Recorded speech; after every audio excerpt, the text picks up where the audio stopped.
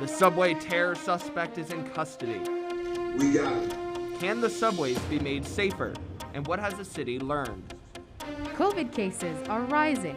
Will New Yorkers mask up again?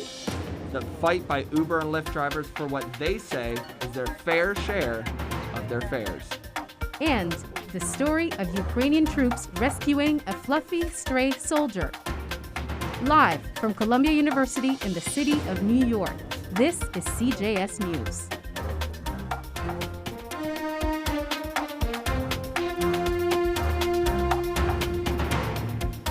Good afternoon. Thank you for joining us. I'm Shakti Langlois Ortega. And I'm Tyler Hatfield. We begin with an update on the subway shooting in Brooklyn. Earlier today, the suspect has appeared before a judge for the first time. Katie Kovarik is live with the latest. Katie? I'm here outside the U.S. District Courthouse, where it was announced this afternoon that Frank James would be held without bail. Without James speaking to the police, there is still no motive, and there's an investigation ongoing. Yesterday afternoon, police arrested 62-year-old Frank James and charged him with a federal terrorism offense. Police say he threw smoke grenades and opened fire on a Manhattan-bound N train Tuesday morning. He's accused of firing 33 times. 10 people were shot, 13 injured. No one was killed. The shock still affecting riders. I think everyone is pretty guarded, and I do feel nervous. Very scary. I had several panic attacks. I feel like everyone is looking at each other. There was almost no one. There was one guy in the subway. James was arrested 8 miles from the scene of the attack. Here at the 36th Street station, the local community has come to show support.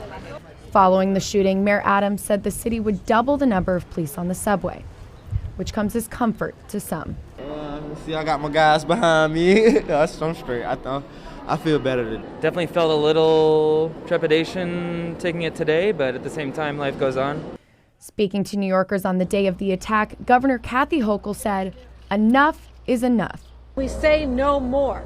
No more mass shootings. No more disrupting lives. No more creating heartbreak for people just trying to live their lives as normal New Yorkers. Not all New Yorkers feel comfortable returning to the subway, turning instead to Ubers and Lyfts. Both companies, however, were criticized for surge pricing in Brooklyn the day of the attack, called out on social media for profiting off fear. In response, the companies said they will make it right. An Uber spokeswoman said if anyone on our platform experienced unintended charges during this emergency, we will work to get them refunded. As the city returns to the subway again, Frank James is set to make his first appearance in court. What remains unknown? A motive for the attack. James is now being held at the Metropolitan Detention Center in Brooklyn. Today, his public defender attorneys requested that he undergo a psychiatric evaluation. Katie, this search has been so stressful. How were the police able to find James?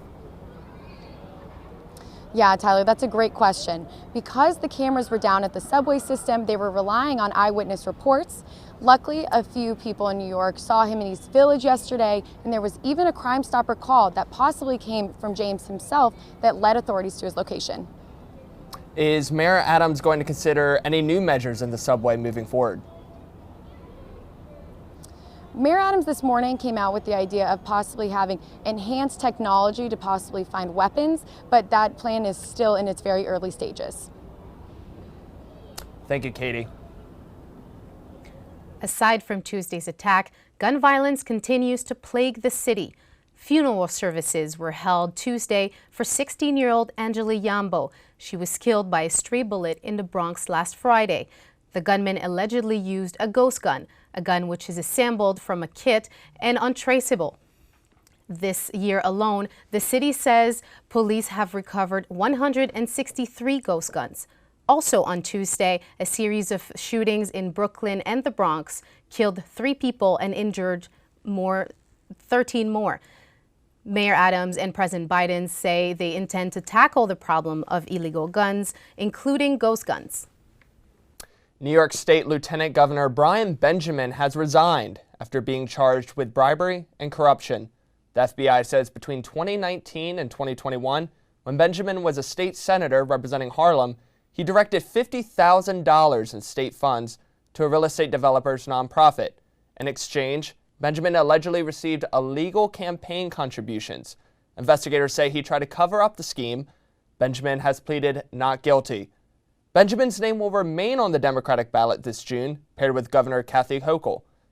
Voters will still be able to vote for Hochul separately, but some say it's an embarrassment for the governor, who promised to clean up corruption in Albany. As masks come off, cases go up. Michael Hoffman reporting on rising COVID cases in New York City. Mike? Thanks, Tyler. New York City's health department is saying that the risk level for COVID remains low, but small businesses, doctors, and universities are all responding to a serious uptick in COVID cases. New York City has seen a 200% increase in positive COVID tests since last month. And ER doctor Chris Tedeschi says the numbers are likely higher. The challenges I think we're running into these days is that a lot more people are testing at home or doing rapid tests that actually don't get reported. So I think you have to take some of it with a grain of salt. And even though more Americans are masking at all times, it's still less than half as COVID cases rise. Weeks ago, Columbia, Barnard, and Pace University cut their mask mandates, but now they're all bringing them back. Just kind of hoping we could kind of at least ride out the semester without masks. It's been a pretty fun time. Bob Fendel worries what will happen to his business if Columbia goes remote. If classes were canceled and students were not here, there would be less customer base. Edwin Mercedes, who's giving COVID tests in Morningside Heights, had more positive test results yesterday than in his entire year-and-a-half-long career as a tester.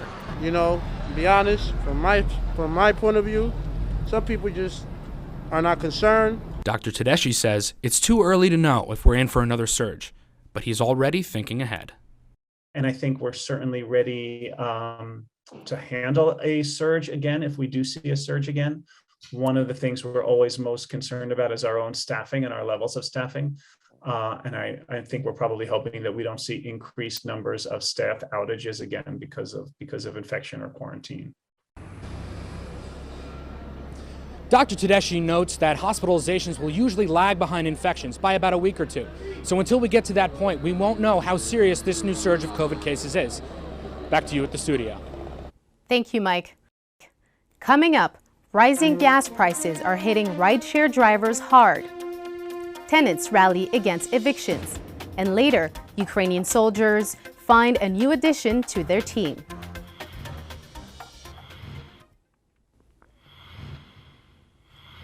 President Biden is accusing Russia of committing genocide in Ukraine. On Tuesday, he said there's evidence that Vladimir Putin is trying to wipe out Ukraine and even the idea of being Ukrainian. This after Russian troops slaughtered unarmed Ukrainian civilians in the cities of Bucha and Mariupol. French President Emmanuel Macron warned against rhetoric that could further escalate tensions with Russia. Ukraine President said Biden's remarks were the true words of a true leader. Rideshare drivers say they're not making as much as they used to. Now they're demanding a larger share of their earnings from companies like Uber and Lyft. Shi Haofeng joins us live with more.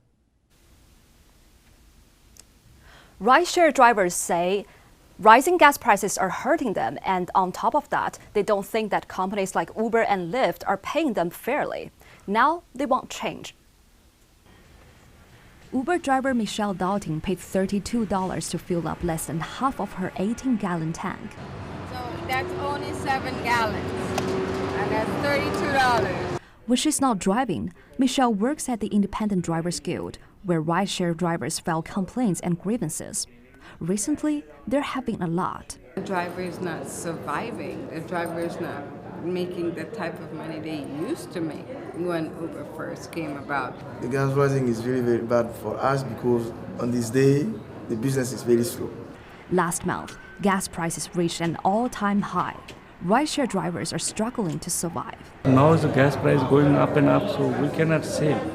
Whatever we're making, at the end of the day, gas, toll, and everything gone. In a statement shared with CJS News, Uber said they're trying to alleviate the situation by rolling out a temporary fuel surcharge that will be going directly to drivers and couriers. At the end of 2021, Uber claimed to take 20% off all rides. But drivers say the company shouldn't be taking so much. Last month, hundreds of rideshare drivers gathered here, Uber's headquarters at the World Trade Center, to petition that companies cap their commissions at 10%. The online petition was filed by 9 organizations of independent workers for rideshare and delivery app companies. Why should they be keeping so much money, yet we're doing 100% of labor work? But experts warn that the drivers should be open to negotiation. I wouldn't necessarily say it's a realistic demand, but in any negotiation, the smart thing to do is to start with something that you can't actually get, because you're going to have to negotiate and reach a middle ground at some point. Now, the drivers are the one paying everything, so why not the driver get the higher percentage of pay? Make it reasonable. As gas prices remain high, rideshare drivers are waiting a response from the corporations of their request for the 10% cap. But so far, they've heard nothing. Now, Shihao, here in New York, how much do Uber drivers expect to make? Well, Tyler, the answer is that it actually varies based on the time and distance of each trip. Uber charges a percentage of every fare, but that percentage is not capped. Drivers say it should be. And what other factors might impact drivers' income? Well, insurance takes drivers a lot of money, and don't forget inflation. It's basically affecting everything from the living expenses to the maintenance of their cars. Thank you, Shihao. Juneteenth will now be a paid holiday for New York City workers. The holiday is celebrated on June 19th and marks the true end of slavery in 1865, 2.5 years after President Lincoln signed the Emancipation Proclamation. Mayor Adams made the announcement Monday, saying Juneteenth is a time for reflection, assessment, and self-improvement. The moratorium on evictions in New York has expired. Many tenants who are unable to pay rent are at risk of losing their homes. Claire Arroche has more on the fight against evictions. What do we want? Justice! What do we want? Justice! When do we want it? Now! Stop evictions. That's what protesters are demanding.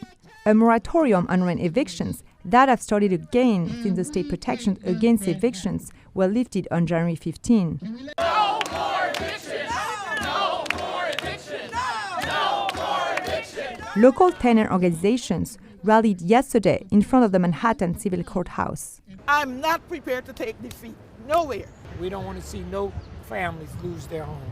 More than 13,000 evictions petitions have been filed since January 15, adding to the pandemic backlog of 200,000 cases filed in the past 2 years.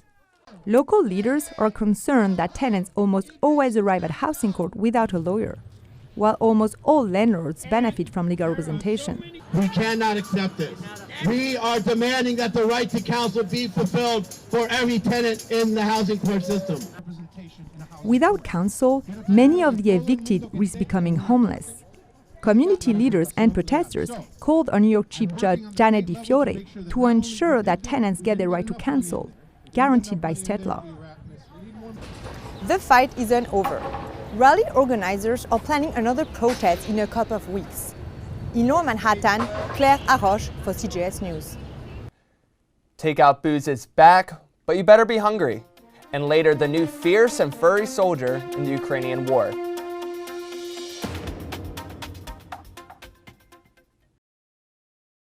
Governor Kathy Hochul condemned hate crimes at a rally in Queens on Wednesday. Hochul's state budget, which was announced last week, will boost financial support for victims of hate crimes from $500 to $2,500. The new budget would also make all hate crimes committed by adults subject to arrest, as opposed to desk tickets for some offenses. To-go drinks have made their way back to New York after Governor Hochul legalized the sale and delivery statewide. Rosemary Miller with more on the story. For the next 3 years, New York will allow bars and restaurants to sell customers to-go drinks as long as they buy something along with it, like soup or a sandwich. At the Craftsman in Morningside Heights, bartender Heather Lake welcomed the news. During the pandemic, it was probably the #1 main reason we were able to stay open, and it increased our sales by, I want to say double, and it's still effective now. Governor Kathy Hochul legalized takeout drinks when she announced the state's $220 billion budget, saying New York's nightlife and hospitality industry is second to none, and to-go drinks support the industry's recovery.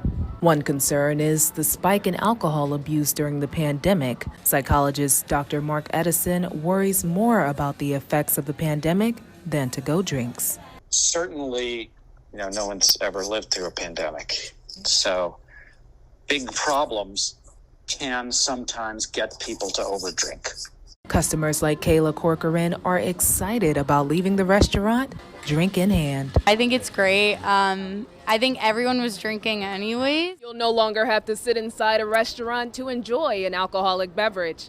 Reporting live from Morningside Heights, I'm Rosemarie Miller, CJS News. A friendly force to be reckoned with in Ukraine. Rambo the puppy was taken in by Ukrainian soldiers after he showed up to their post in the freezing cold. Now they say he's their watchdog. That's sweet. That's it for this week. I'm Shakti Langlois Ortega. And I'm Tyler Hatfield. Thank you for joining us, and see you again next week.